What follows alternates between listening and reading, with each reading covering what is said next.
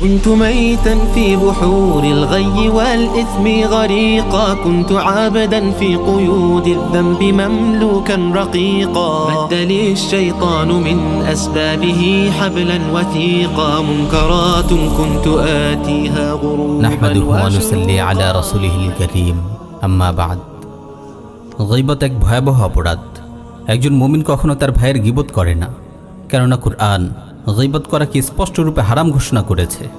আল্লাহ তাআলা বলেন, ওয়ালা ইয়াগতাব বা'দুকুম বা'দা আইয়ুহিব্বু আহাদুকুম আন ইয়াকুলা লাহমা আখিহি মাইতান ফাকারিহতুমুহু ওয়াত্তাকুল্লাহ ইন্নাল্লাহা তাওয়াবুর রাহিম।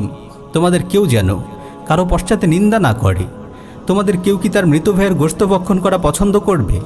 বস্তুত তোমরা তো একে ঘৃণাই করো। আল্লাহকে ভয় করো, নিশ্চয়ই আল্লাহ তাওবা কবুলকারী, পরম দয়ালু।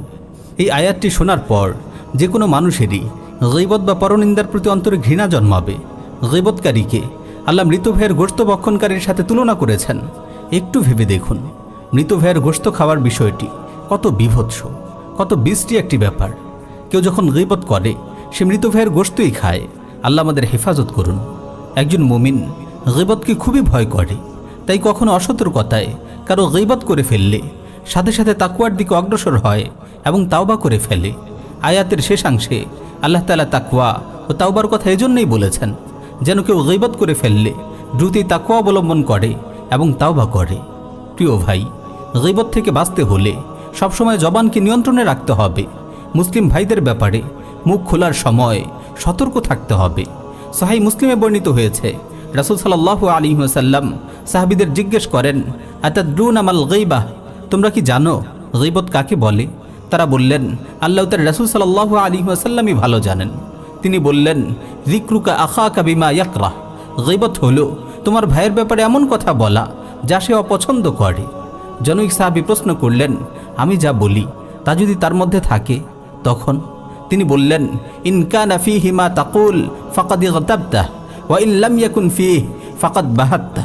তুমি যা বলো তা যদি তার মধ্যে থাকে তাহলে তুমি তার গীবত করেছ, আর যদি তার ভেতর তা না থাকে তাহলে তুমি তার নামে কুৎসা রটিয়েছ। একজন মুত্তাকী মুসলমান প্রকাশ্য অপ্রকাশ্য গীবত থেকে বেঁচে থাকে, যেন মৃত ভাইয়ের গোশত ভক্ষণ করার মতো কঠিন গুনার কাজ তার থেকে প্রকাশ না পায়। গীবতের শাস্তি বড়ই ভয়াবহ। সুনানে তিরমিজিতে সহিহ সনদে বর্ণিত হয়েছে, রাসূল সাল্লাল্লাহু আলাইহি ওয়াসাল্লাম নিজের জিহ্বা ধরে মুআজ রাদিয়াল্লাহু তাআলা আনহুকে উদ্দেশ্য করে বললেন, কুফা আলাইকা হাযা, এটাকে নিয়ন্ত্রণে রাখো। মুআজ রাদিয়াল্লাহু তাআলা আনহু বললেন, হে আল্লাহর রাসূল, কথার কারণেও কি আমাদের পাকড়াও করা হবে? তিনি বললেন, সাকিলাতকা উম্মুকা ইয়া মুআজ ওয়া হাল ইয়াকুব্বুন নাসা ফিন নারি আলা ওয়ুজুহিহিম আও আলা মানাখিরিহিম ইল্লা হাসাইদু আলসিনাতিহিম। তোমার মা তোমাকে হারিয়ে ফেলুক, জিহ্বার গুনার কারণেই তো লোকদেরকে জাহান্নামে উপর করে নিক্ষেপ করা হবে। গীবত চরম পর্যায়ের নিন্দনীয় এক অভ্যাস।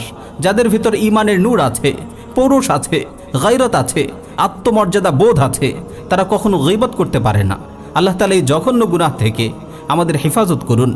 আমিন ইয়া রাব্বাল আলামিন।